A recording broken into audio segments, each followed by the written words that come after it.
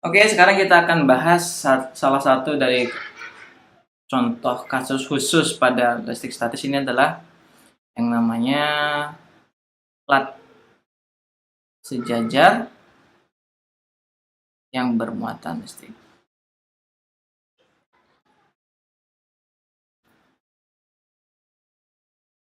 Nah, plat sejajar bermuatan listrik ini merupakan prinsip dasar dari yang namanya kita sebut kapasitor.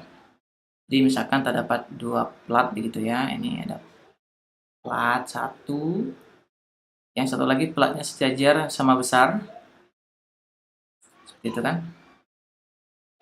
Dipisahkan dengan jarak yang cukup kecil, sebesar D begitu. Kemudian plat ini saya beri beda potensial atau saya setrum dengan baterai seperti itu. Di sini ada sumber listrik positif dan negatif. Nah, di sini positif, di sini negatif. Maka apa yang akan terjadi? Yang terjadi di sini adalah plat sebelah kiri akan menjadi bermuatan positif. Plat sebelah kiri akan menjadi, plat sebelah kanan akan menjadi bermuatan negatif ya. Sekarang kita coba lihat secara detail ya. Jika kita gambarkan muatan partikel gitu, partikel bermuatan titik seperti ini, partikel titik bermuatan, maka dia akan memancarkan medan listrik radial ya, misalkan dia positif ya, seperti ini, misalkan positif Q. Nah, apa yang akan terjadi jika muatan itu bukan muatan titik, tapi muatannya dalam bentuk plat gitu. Yang terjadi adalah masing-masing plat, misalkan saya coba ambil contoh yang positif gitu ya.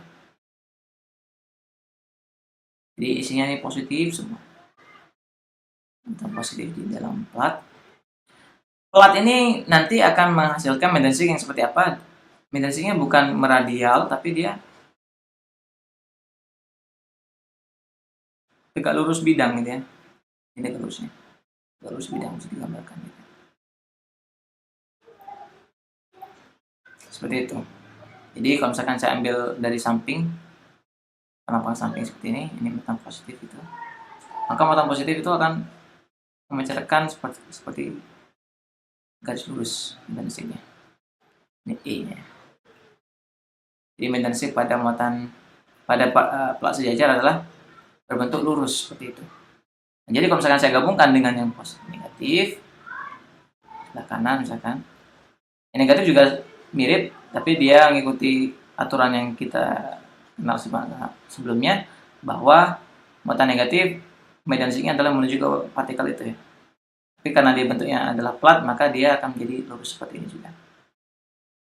Nah, alhasil ketika saya menggabungkan antara positif dan negatif seperti itu, kalau misalkan saya gambarkan dari sebelah kiri seperti ini,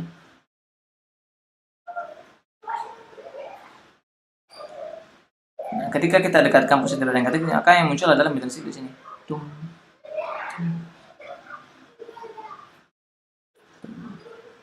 Oke ya. E, medan listriknya sebesar E. Misalkan jarak antar mereka adalah D gitu ya. Nah, berapakah besar dari E ini? Nah, besar dari E itu tergantung dengan beda potensial atau baterai kita pasang gitu kan. Semakin besar voltase dari baterai yang kita pasang, maka semakin besar medan listriknya. Nah, bagaimana kita mengetahuinya?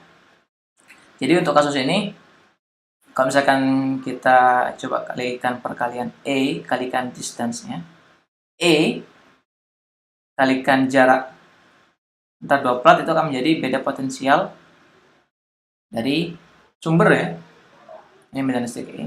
Jadi kalau misalkan contohnya nih, misalkan saya ambil voltnya, misalkan baterai itu berapa sih? 3,5 volt ya. Misalkan jaraknya 1 cm.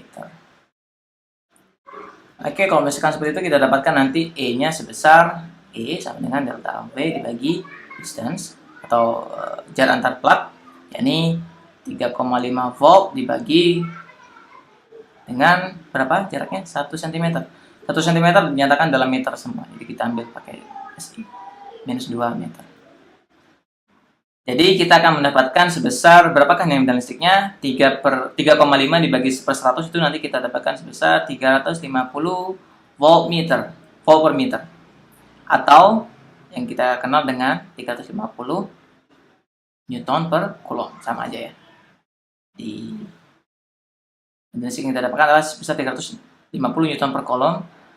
Medensik itu terdapat antara plat positif dan negatif yang diberikan jarak sebesar 1 cm dan tegangan listrik sebesar 3,5 volt.